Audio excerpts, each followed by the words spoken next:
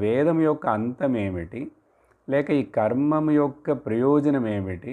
కర్మమును కర్మయోగముగా మార్చుకోవడం అంటే ఏమిటి? అలా మార్చుకోవడం వలన కలిగే ప్రయోజనం ఏమిటి? ఇవన్నీ ఏమీ తెలియకుండా కర్మనే చేస్తూ ఆ దానికి ముఖ్యత్వం ఇస్తూ దాని వలన వచ్చే ఫలాలకు ముఖ్యత్వం ఇస్తూ ఇదే చేస్తుంటారు. కానీ అర్జున, అలాంటి వాళ్లకు కర్మ బంధమవుతుంది, దుఃఖాన్ని ఇస్తుంది, మరలా వేరే వేరే యోనుల్లో పుట్టేందుకు కారణమై జన్మలనిస్తూనే ఉంటుంది.